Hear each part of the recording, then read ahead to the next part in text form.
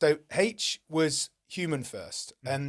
Actually, SHARE is actually a really, it's in the same order in terms of what we will do things in. So we've now found people to hire. So that's a good thing. Human first.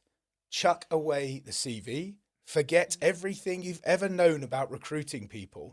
Do not go and read a fucking textbook and then recruit off the back of a textbook. I promise you that is not the way to do it. We are humans, person to person. Do not, oh man, I've seen such terrible practices in my time. Do not go to HR and say, what are the 20 questions that I'm asking in this interview? Okay, right. Forget it, because actually there is no human interaction. How many times do you sit across from somebody and ask them 20 questions and they respond to you in 20 formulaic answers? That's not how we interact with each other. And I really believe this, that I always think about when times are bad, how are you going to act with each other? Okay. Something that's really, really important to me is respect, like all the way through. Even if things are shit, if business is going badly, if you're getting beaten up by the customer or whatever's going badly, respect for each other in that senior team 100% of the time. There is no moving away from that disrespect piece. If you can keep that tight team that all work with each other. So I often used to think about people as humans in terms of if it was going really badly and I had to call you and say, look, you have not been good enough at that. This has caused this issue. How is that interaction going to go between us? Okay. Entrepreneurs and founders are okay, as you guys know, but also we can be very highly strung. And when things go wrong, we get pissed off about it and we start lashing out because we're really trying to change the world in one way or another, but sometimes we get it wrong. And that's what happens. So I just mean it. Just forget all the traditional interview process. Just go and be human with somebody. Go and have a coffee, go and have a burger, go and have a walk in the park. Go swimming together. I don't care. Just go and do normal things that people do together. Interesting, actually. And the team will tell you, yes, I looked at 25,000 CVs. Predominantly, all I was checking was, have you worked in this sector before? Yes or no? But say you give me a 2 or 3 page CV, I'm probably looking at 3 points on there. What was your last job? How long were you there for? And are you in this sector?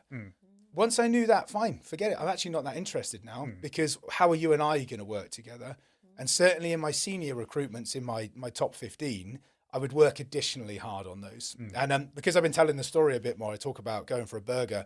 So Dan, who is the guy I'm referring to there, he was the very first manager I took on at the very beginning. And I took him for a burger in Honest Burger in down in Waterloo area. We just had a chat. We knew each other for a little while before through networking, but I told him the vision. I was very open. He was the first one that left a massive business to come and join us. And Dan was really important then because he brought other senior people with him as well as time went on.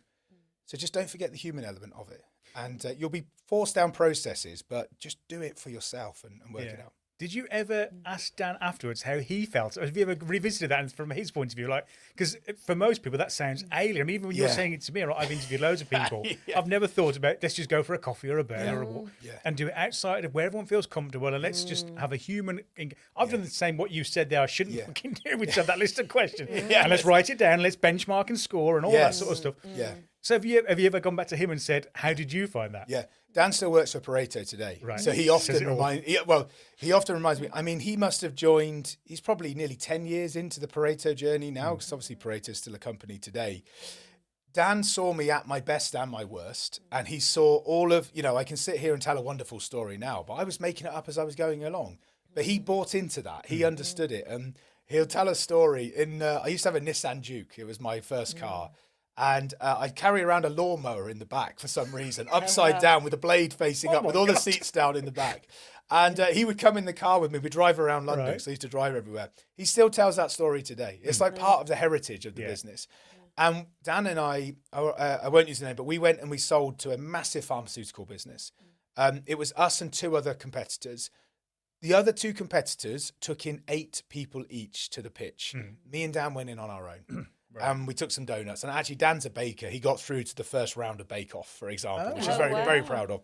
And even at Pareto's Managers Day a couple of weeks ago, he brought loads and loads of cakes that he makes himself. And he's an amazing smoker of barbecued food as well. So Dan and I go into this sales pitch, just the 2 of us, making it up as we go along. It's £1 million pharmaceutical business, and we beat them, and we won, just the 2 of us. Yeah. And we were up against 16 other people, 8 and 8. And we just did it. And we drove out of there, because I drove him back from Cambridge or wherever we were. And he just said, how are we going to deliver that? I said, Dan, I have absolutely no idea, but we'll work it out together. Wow. And then as you start winning the bigger ones, you start hiring more people and you grow and you grow. So, but people like Dan, they're real people, they're real stories, it's real culture. And he was absolutely be one of our biggest advocates, but also because he knows me personally, he knows that a lot of it was just, I was making it up. And a lot of it, he knows where the insecurities were and where the fragilities were. But I feel so passionate that it's so important we have relationships like that, because I had something which I call professional vulnerability. I was always happy to be vulnerable with people.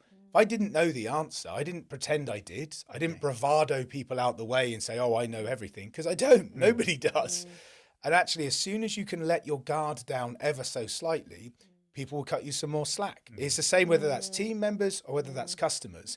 We're all fucking humans, right? And actually, this is what I mean about the human first. Just don't forget that. We get so caught up in what the internet says, in what process says, in what companies tell us to do. Let's not just forget. And do you know what always makes me really interested? I remember I've had a couple of challenging relationships with procurement in my time. Because you often argue about terms and conditions and contracts and payment terms, etc. I had a couple of negative interactions and I thought, do you know what? This is a real shame, because if you were and I in the pub with each other, we get on really well in the pub. Yeah. But actually, I know I could probably never have a relationship with you now, person to person, because of the corporate environment that we found ourselves in. So I always try to think about things that way. And I like to take people at face value. I like to have a chat. I like to have a donut and a biscuit and all that sort of stuff and just be normal. So for building culture and for building teams, don't forget the human aspect. Okay.